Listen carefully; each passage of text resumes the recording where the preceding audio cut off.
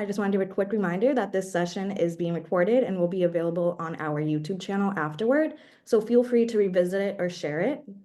And throughout the session, if you have any questions, please just drop them in the chat and we'll do our best at answering them during the discussion or at the end. I'll also be sharing our watch list and action alerts in the chat as well for your reference. And with that, let's get started with our updates from our Executive Director, Lori Brown, and our Deputy Director, Connor Yakaitis. How's it going, everyone? I guess I'll start with just a quick update on where we're at in the session. So many of you were probably involved, and we really appreciate it, with taking part in our public hearing process, which ended about 2 weeks ago.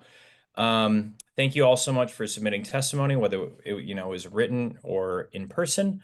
And now we are quite both physically and literally changing sides, going from the LOB over to the Capitol. So now there's, the House and Senate are meeting throughout the week.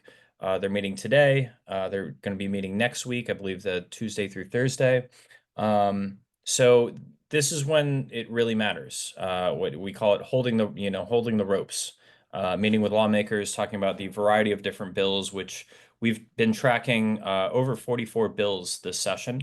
I think about 11 of those have either merged into other bills or have failed, but we'll dive into that later. So this is a really critical time. We feel that we have a lot of good momentum right now, but there's a lot of work to be done. So we'll dive into a couple of wins. Last week, 504 passed the House. And if you all remember, that's the same bill as last year, known as the Green Monster. And looks a little differently than last year. But we're pretty excited about the communication that's gone on in the House and Senate between the Environment and Technology committees. We're even hearing there's a lot of communication between Republicans and Democrats this session, which is really, really good. So that's a good win, but we got to keep pressure on the Senate to make sure they run that through. And then also Marissa Gillette passing, or being renominated, I should say, was a big win. And that kind of ties into the bigger, broader energy issue that is probably at the forefront, probably the most critical issue going through the session. So there's lots to talk about. Laura, I don't know if you have any thoughts before we kind of dive into more details. Yeah, I was just going to say that, to kind of emphasize the fact that the difference this year for a number of bills, particularly for climate legislation, is the collaboration between the Energy Committee and the Environment Committee, which has not necessarily been the case in past years. And so because of that, a lot of the provisions that were in the climate and energy bills were popping up in different places. And so there was a broader sort of sharing of information with more input coming from different committees. And so that we'll go into the detail on that, but that sort of resulted in being able to expedite some of these bills through quickly. The 5004 legislation that just passed the House last week, which was the climate bill that Connor just mentioned, that was sort of a continuation from the bill last year with the same number, 5004. And so it's part of sort of a suite of clean energy and climate bills. They're like 4 major bills that are kind of all in play right now. But the 5004 in particular has some really good provisions in it. But as it before it came to the floor to be passed out, they had taken out 2 of the provisions so that they could, the intention is that so those pieces could then be part of one energy bill. So some of the good pieces that stayed in 5004, we can kind of highlight those, but that there are a couple of pieces that then got pulled out that we're working very hard to get into the top number 1 priority energy bill, SB4. And so we can go, we'll try to keep this as simple as possible. It's a very complicated energy policy issues. But I don't know, Connor, if you wanted to run through like just a couple highlights of 5004, and then we can talk about the Yeah, what's next. Yeah, so compared to last year, one of the things that so first of all, we should start off by saying and acknowledging Representative Christine Palm. I don't know if she's on this call, but she was the champion behind 504 last year. Did a really, really great job. Obviously, it kind of came down to the wire. Timing was a big issue. But coming into this session, we have a new co-chair, John Michael Parker, Representative Parker, and he wanted to make this a top priority. So he came in, he took a look at what was done last year, brought a lot of that stuff over into this bill. And we have things like updating our greenhouse gas emissions standards, or sorry, goals, to be more in line with the Biden goals, the Biden administration's goals. There's a lot of benefits and vouchers for B Corps. There's some language in there for heat pumps to elevate heat pump implementation, nature-based solutions.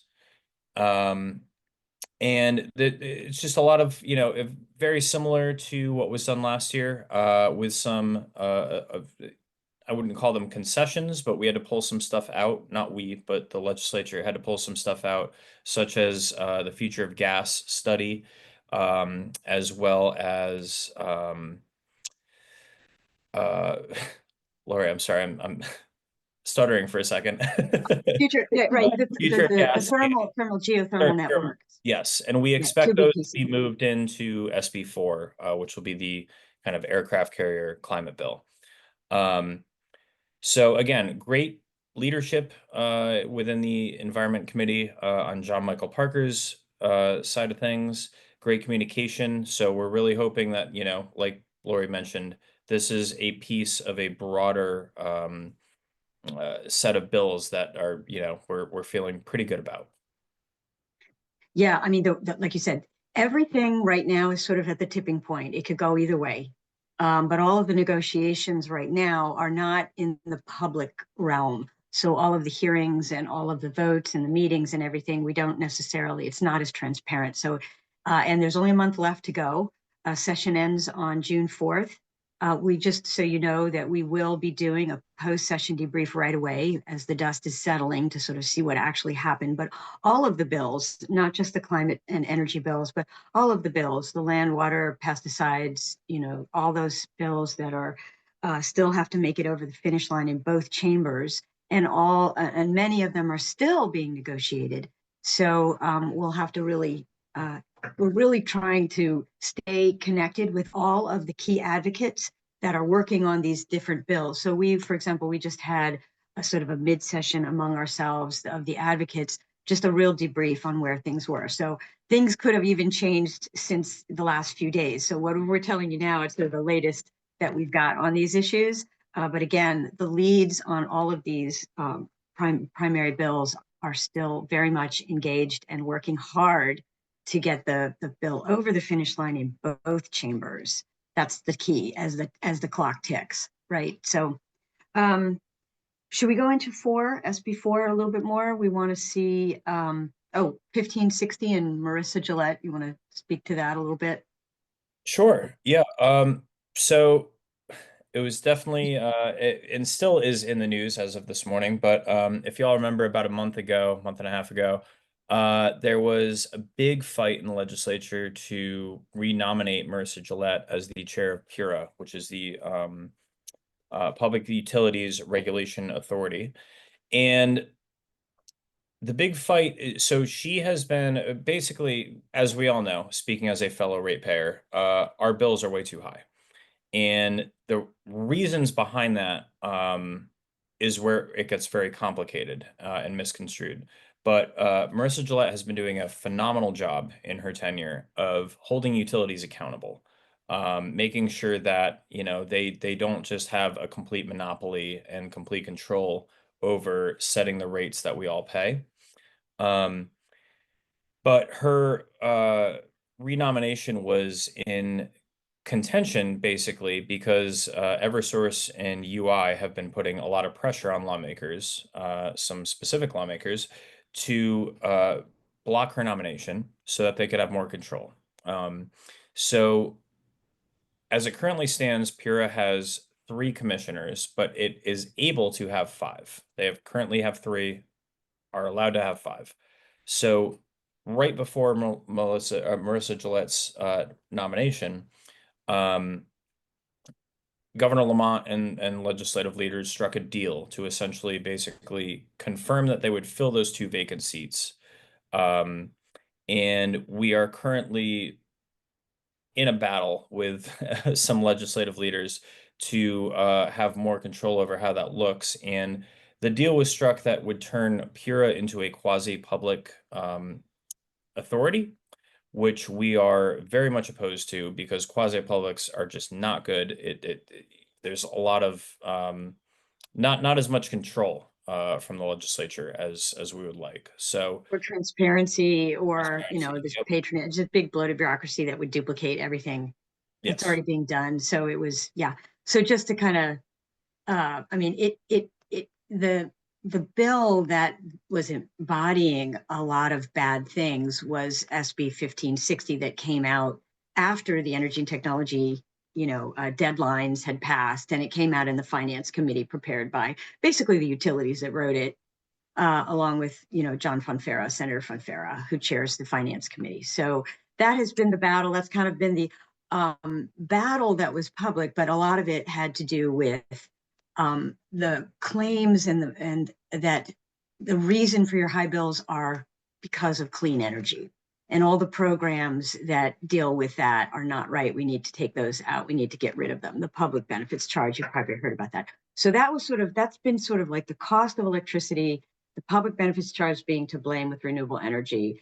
And this whole battle over Pura was really overriding a lot of the discussions this session around everything on clean energy and climate.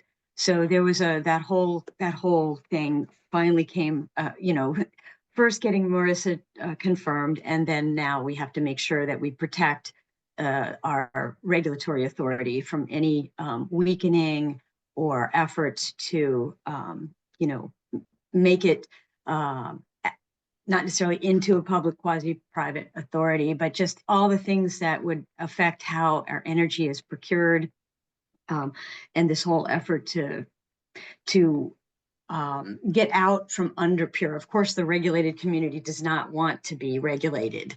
So this is the battle that has been going on for a while, and it continues to this day, in the sense of it's affecting a lot of the legislation that you see coming out. And so that battle right now, 1560 got passed out of finance and sent over to the Energy and Technology Committee, where Senator Needleman is really kind of running the show right now on what goes into SB4 and what does not go into SB4.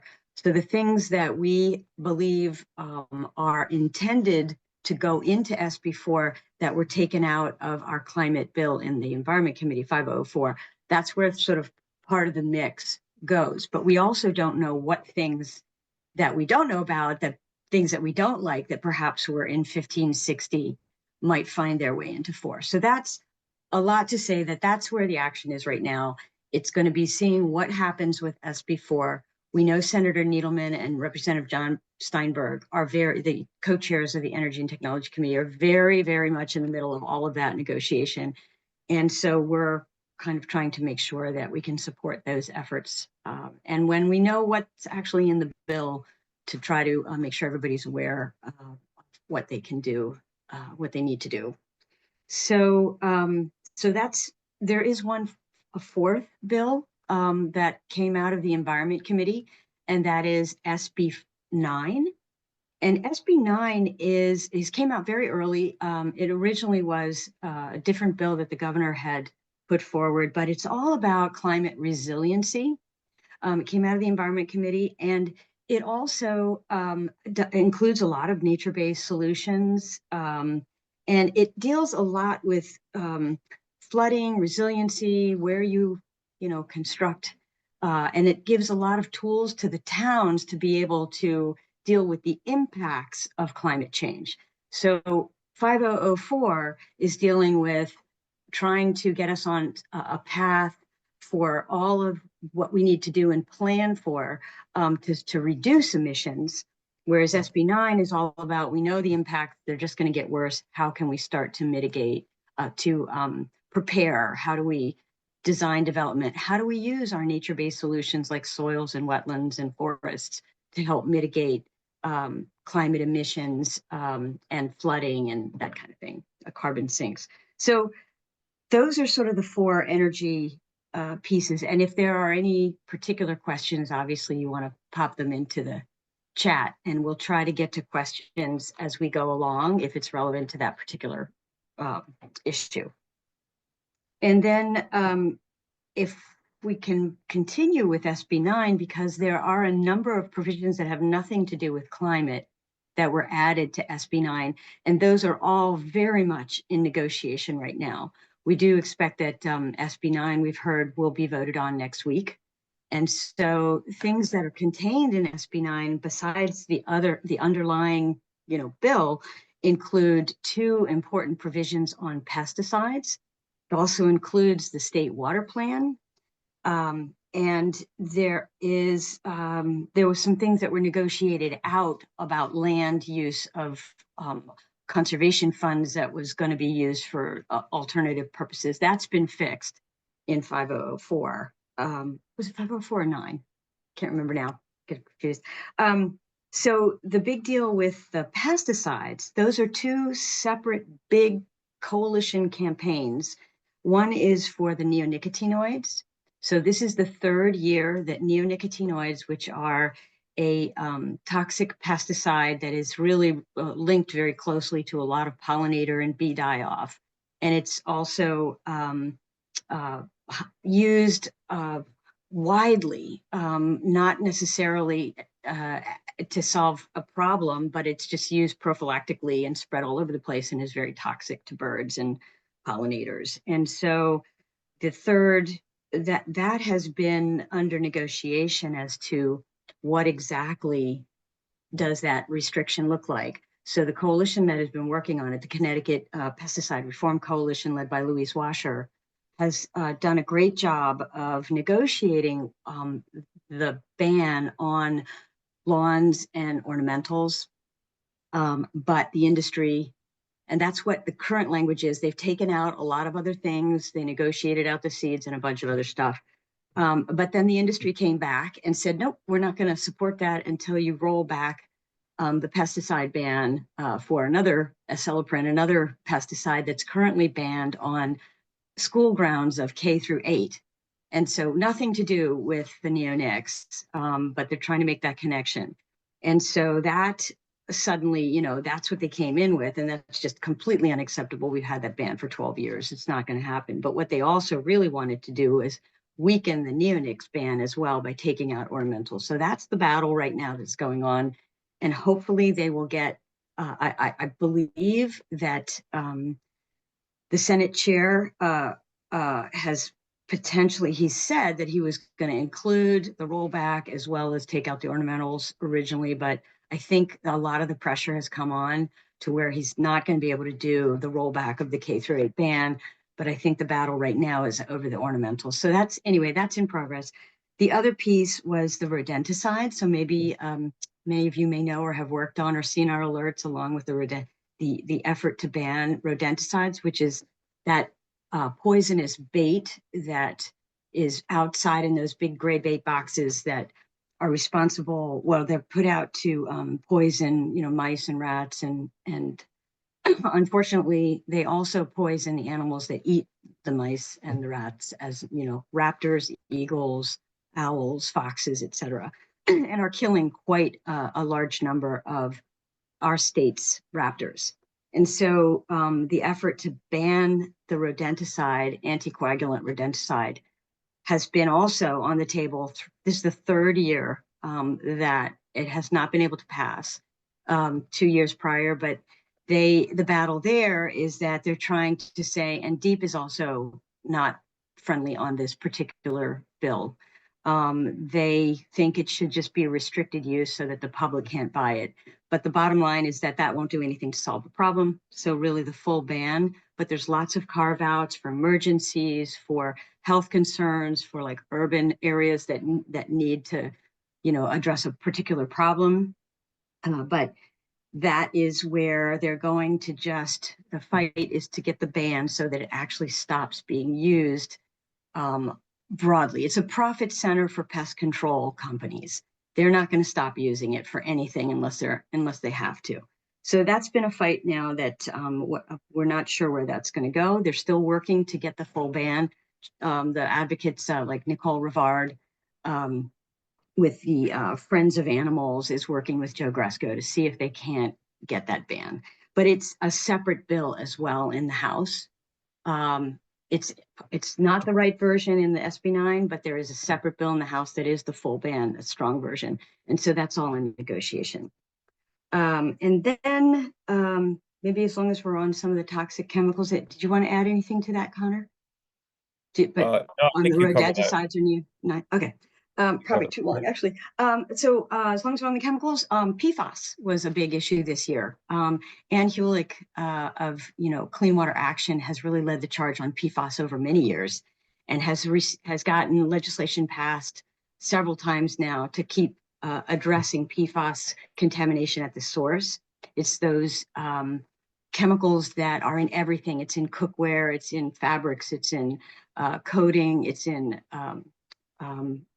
makeup, it's in all kinds of products, and it doesn't degrade very well in the environment or at all. And so you really have to stop it at the source.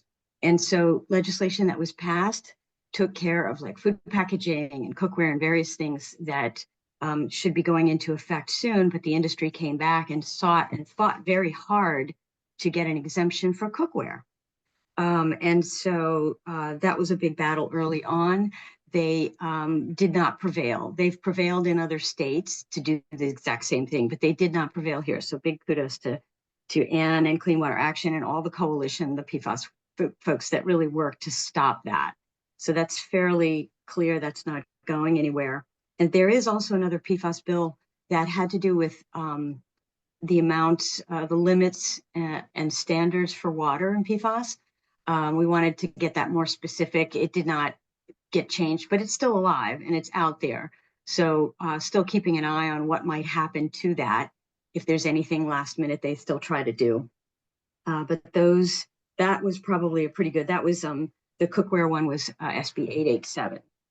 And then we also have a lot going on with waste. And in particular, there were two bills on waste. One was the plastics to help try to get rid of the single-use straws, and for people who for anything for styrofoam, and it's also been up in the legislature a few times. This bill had a good number of sponsors on it, but I think just in the scheme of things, this one seems like it's sort of dropping off. We haven't given up on it, but it seems to be dropping off the radar for priorities going forward. But that's an important bill that would have really helped reduce waste and plastic waste in particular. So we'll see what happens with that. The other waste bill is the one that's really in the works right now still. And it is legislation. There is legislation, it's 6917. You've probably seen alerts on that. It would provide funding for recycling education and enforcement, but in particular, it had a food donation plan as part of it, which everybody supports, had no fiscal note, but it's wrapped into a sort of a larger bill that actually the fees that would be collected through this bill that are would go to the Sustainable Materials Management account. So that we know public education is a big piece of recycling and for composting. But the food donation, food rescue plan is a program that already exists. And what it would have done is the entities that are big food generators that are already included in our commercial organics recycling law would now have to have any generator of food over 26 was it 26,000 tons, 26 million tons a year would need to be have a plan for donating the excess food that would normally just get thrown away and donating it to the food rescue operation that then fill the pantries and help with the other problem of food insecurity in our state, which is probably a bigger issue than most people realize. So that inadvertently, when it went to the Appropriations Committee, it had passed out of the Environment Committee, went to the Appropriations, they cut out a huge piece, but they also cut out, that thought it was an accident by all accounts, they cut out the food rescue piece.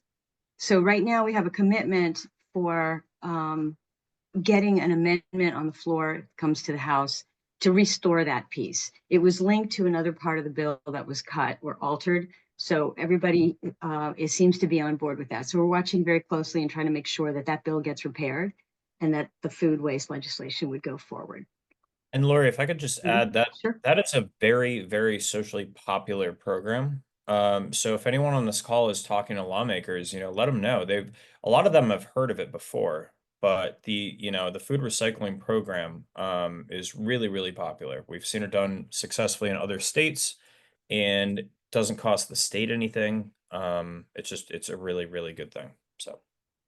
Yeah, it is. And a lot of legislators are like, oh, yeah, I have a program, or I volunteer, or I help move the food. And again, it really would be tragic to have that not pass this year. Because again, 2 years running, they've been trying to pass waste legislation to deal with what everyone considers to be a waste crisis. And because they haven't figured out how to do this yet, they're aiming towards, a more incineration. And so that's just absolutely the wrong way to go. And so there are these opportunities. They figure if they really took all the food waste out of our existing waste stream, that would take up to like 22% of what we currently now truck out of state. We truck out 800,000 tons of garbage. We truck it out to other states for them to deal with because we don't have the capacity in landfills, and they have no good solution right now. So they're just, trying to scramble to figure out what to do. If you could take food waste out, that's a huge, they would not have to create a new incinerator if they could reduce the food waste by that 22%. So that's a really good bill, and we're pushing very hard for that. And Madison Spremuli, who is helping lead the Zero Waste Coalition, those folks are the ones who are really engaged in doing all the negotiations on that and the advocacy for it. There's also some land legislation on land conservation, and Amy Patterson at the Connecticut Land Conservation Council has been really leading the charge on that. Some of you might be familiar with the Community Investment Act. It's been around for 20 years now, helped put that in place to really fund land conservation and the various programs that DEEP uses to fund both the grants as well as the acquisition of big chunks and parcels of land, large and small. And so the Community Investment Act currently gets its funding from real estate transfer fees. And so that equals about $20 million. It equals about, what was I going to say? I think it actually was about 20 million a year. And it funds not just the open space land acquisition, also funds farmland. There was a $10 fee added from 30 now to 40, which it stands at currently, to help dairy farmers. And I think it also does some affordable housing work. It funds. And what they're trying to do, because it hasn't been increased in many, many, many years, this legislation 1522 would increase the fee to $50. And that would then, in turn, it's an essential funding source for a lot of the conservation, land conservation going on in our state. So that's very popular. And there's also some bonding that just came through for about 10 million for open space acquisition. Any questions or anything on that so far? It doesn't look like it. And then there's some good water legislation that a number of people have been working on, but in particular, Alicia Sharamut at the Rivers Alliance has been pushing very hard to get protection for riparian buffers. And they're calling them riparian areas right now, but those are natural vegetated areas along rivers and streams that really help reduce flooding, improve water quality. They stabilize stream banks. There's habitat. They're really, I think we are the only state in New England that doesn't explicitly protect these buffer areas. And so that is legislation 7174. It went through the Environment Committee, then got popped over to the Planning and Development Committee. It passed the Planning and Development Committee. And so that is something they've been trying to do for a number of years. So it looks right now, again, it's on track, it's on the path. We want it to pass the way it is. There also, I think I mentioned this earlier, another provision that's in SB 9 is our state water plan. So that got put into SB 9. I think the original number was something else and got merged into that, into the SB 9. And so both Alicia Sharamut at Rivers Alliance, as well as Denise Savageau, who's got decades of experience in watershed and river issues, have both been pushing very hard to make sure that the state water plan is updated. And since it's been put in place, it really hasn't been updated. So when it was passed years ago, it was clear that there was still work to be done. And so it really should be updated every 5 years. We were pushing for that. But it also centers on climate. So it makes climate a central piece of the water plan, which is new. And the same thing goes for our state plan of conservation and development, which Eleni DeGraw and the Planning and Development Committee really pushed through very hard. I mean, lots and lots of years and months of negotiations over what should be in the state plan of conservation and development, which is woefully out of date, is now poised to be updated again with a central focus on climate and planning with taking climate and impacts of climate in mind. And so that is two important state plans that are being updated this year that we hope will get over the finish line. And the third one that I want to mention is the Transit-Oriented Communities Bill, which is also a planning kind of a bill. And even though it doesn't explicitly discuss climate, it really is intended to sort of concentrate development. So reducing sprawl, reducing emissions from transportation, so we've got water, land, and transportation that all have plans that now for the first time are looking at things that really address climate. So we're very pleased about that. We hope that those will be some big wins this year. Couple of other, the watch list that we have been maintaining and updating all session long that Connor referenced, we had something like 40 bills in the beginning. There are a number of other bills that are alive, passed out of committee, that we're also tracking. They include, for example, just for those of you watching the wildlife issues, there's the perennial bear hunting legislation that was once again a big effort to try to do things in a way that would actually make a difference for any of the problems that are being experienced with our bear population. But DEP is really not doing the kind of education that they need to do. So until that happens, there will forever be the effort to open up a season for hunting bear. And so a lot of the advocates had to fight that again this year and calling for other things like garbage being secured, the things that the attractants that actually bring bears into the populated areas. So it looks like they had two bear hunting bills and they had a hunting on Sunday bill once again. Those all have not been officially stopped, but from everything that we've heard so far, I think that issue is basically done for the year. I don't think you're going to see, from what I hear, efforts to get those over the finish line. They're highly contentious when they come out. And so I don't think they're going to do, from the advocates we hear, they're not going to do. So big thanks to like Annie Hornish with the Humane World for Animals and a bunch of the other wildlife advocates. Oh, the one thing that did happen that was the bear hunting bill in the Environment Committee, what they did was they took out the bear hunt, but they expanded the ability to be able to kill a bear that was damaging crops. So it's a little more complicated than that, but that was sort of the compromise, and that satisfied some of the lawmakers that were having a lot of problems in their districts. Hey, And then there's also, yep, go ahead. oh, I was just gonna say, we just got a question, on 1560. What is the risk to net metering and the future of solar in Connecticut? And I know that's come up quite a bit, and not to change gears too much, but Peter, to answer your question, I mean, if we eliminate net metering, solar is Yeah. very much in jeopardy. Rooftop solar is in jeopardy. It's not good. So we need, if you know solar advocates, please get them up to the Capitol. Make their voices heard. This is not just a, renewable energy issue, but it's also a jobs issue. But yeah, we need to keep net metering.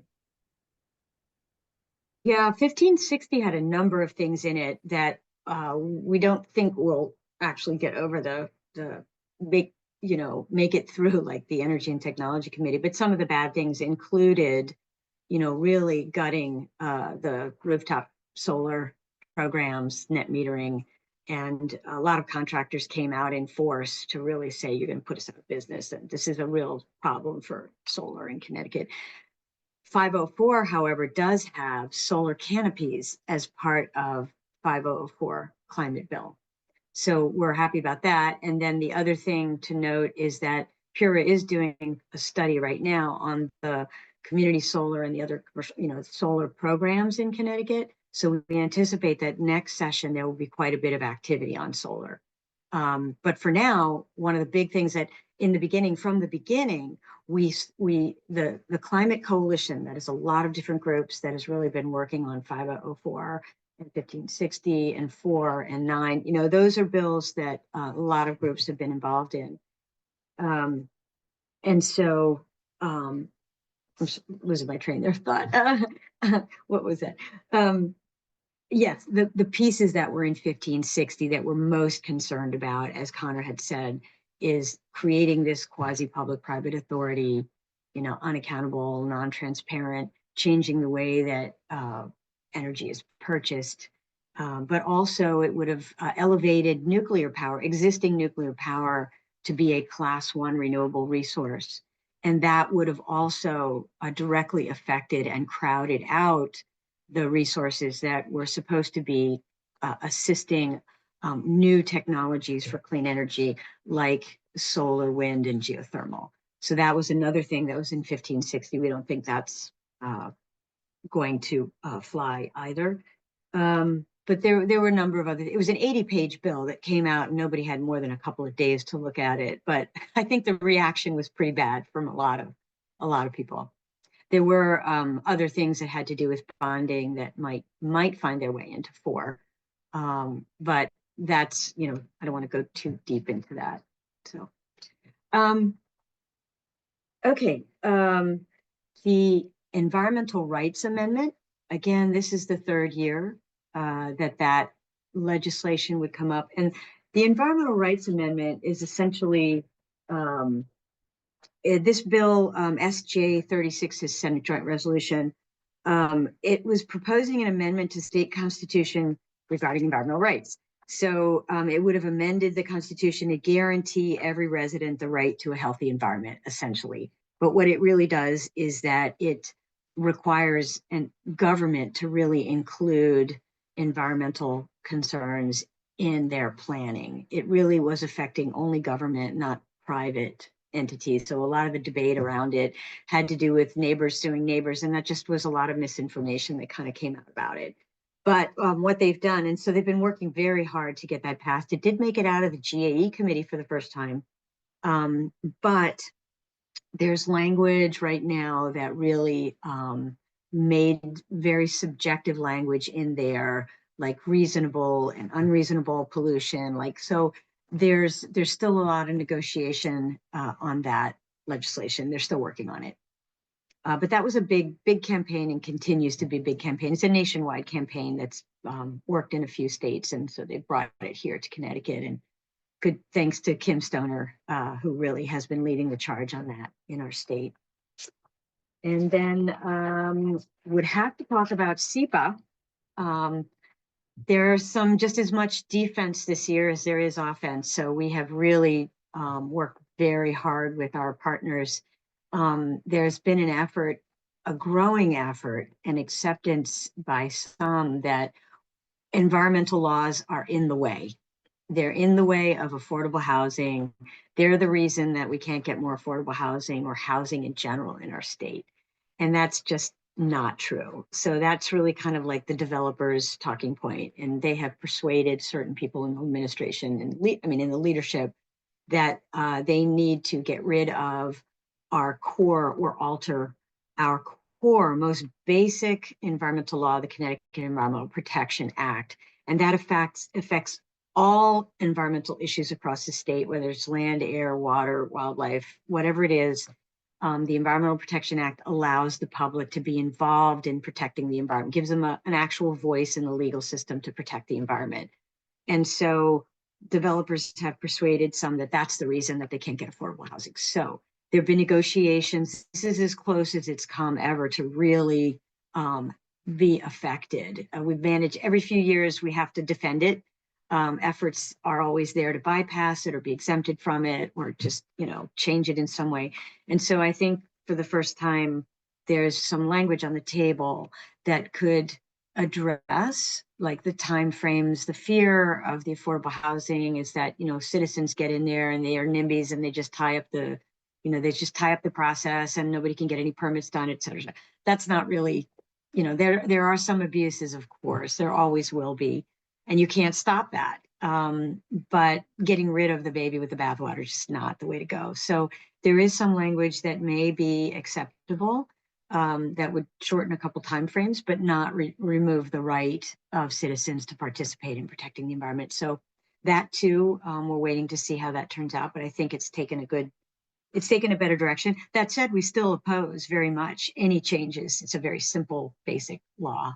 We oppose any changes to that, but there is some language that might be acceptable to both sides. So we'll see.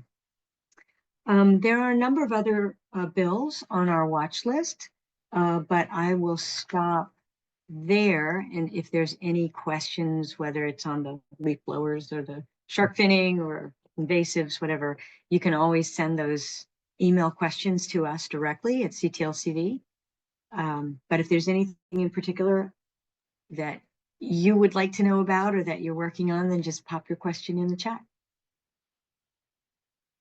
We haven't had too many questions in the chat, and I think some of them came maybe directly to me, but we've covered those. Yeah. Lily, any other questions that we've? Yeah, there are some questions that came to me directly as well, but I think I got to most of them. I think only ones I would kind of want to confirm was from Thomas. He asked about the neonates. And he was asking one, why it's more difficult in Connecticut to pass it than New York. If you guys have any insight into that. Boy, what I can't say. I would say that right now, every time there's a change in leadership on the Environment Committee, you can go either way on particular preferences and what priorities there are. And I do believe that we have fallen short on what we'd like to get done on the Senate side. And that's not just neonates. They're just the Senate chair has made nothing. He hasn't hidden the fact that he doesn't believe things, should move too fast, that there should be incremental pieces that we get for it. But that's been the reason for 3 years, this is the third year. That reasoning is why these bills have died, because they're just not, you need a strong champion, especially what happened the last 2 years on climate. That condensed time frame at the very end when all the bills have passed a committee, they're all waiting in queue and they're prioritizing and all the chairs are fighting for their priorities for their committees. If you don't have a chair who's going to be in there swinging at the last days of session when every hour counts of what's going to come up, what's not, that's part of the problem. But, don't underestimate industry and the various connections that a lot of the industry lobbyists have up there to try to, they know how to work the system. They know by saying we could do this really awful thing and knowing that's not going to get passed, but here's a less awful thing that we can do. And they somehow, and the lawmakers themselves, they're only here oftentimes for a number of years, and the turnover in the legislature. So they don't have all the history that we all have with the lawmakers in terms of what's persuasive for them, what they believe or don't know better. So that's why we're up there. The advocates need to be up there educating, giving them information. That's what they need. They need good, solid reasoning and information that makes a difference in their own community. And for leadership, they need the leadership in the House and Senate. They need to hear from their caucuses that this is really important to them. That, hey, my people are calling me and they want this to pass and you need to do this. And I'm getting a lot of flack for that. That's kind of how it bubbles up. And right now that's really important, because when they caucus the bills, that's where people need to speak up behind the closed doors where we don't have access anymore. So your lawmakers, whoever's up there, make sure you know who they are, call them, let them know. There's nothing better than an email and a phone call to them right now, coming into their offices saying, I want neonics legislation to be strong. Don't get rid of the ornamentals that will weaken the ban. And by all means, don't roll back the pesticide K through 8. It's that kind of a message is all they need to hear. You don't have to be an expert.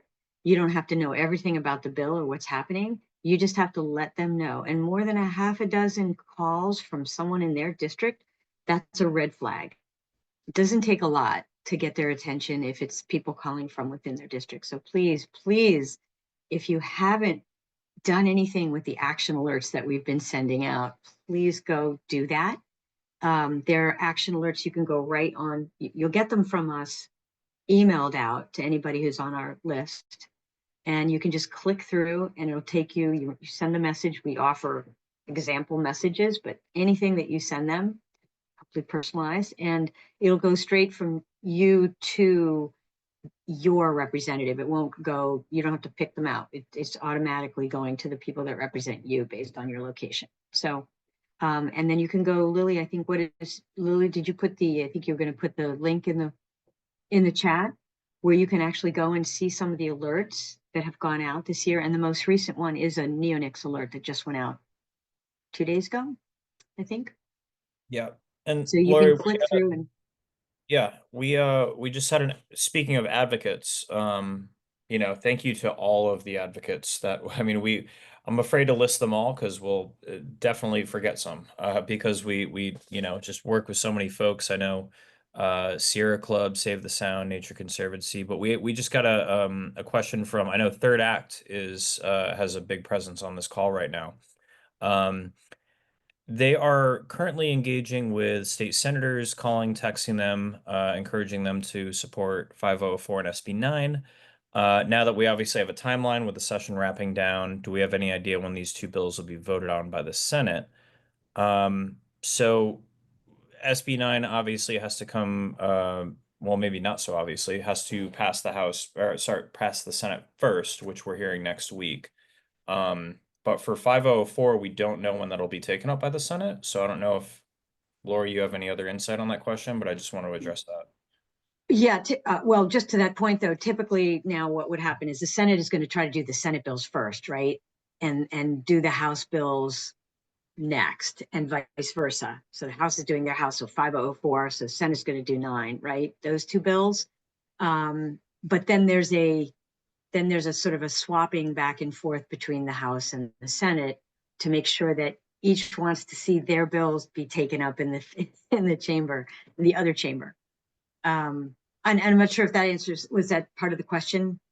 I think we answered it. Yeah, it was, we don't know exactly when 504 will be in the Senate, but SB 9 will be coming up next week is what we hear. Right. So pretty quickly. That's They've had it for a while now. Yeah, that's part of the strategy as opposed to last year. We kind of ran out the clock with 5004, SB 11, just those bills just push back. So it seems like lawmakers are taking that timeline seriously this year. So, but if you remember last year, the filibustering was just unbelievable. I mean, hair tearing. It was hard to watch, and that was because the opposition can run the clock out, and that's been a point of contention for a couple of years.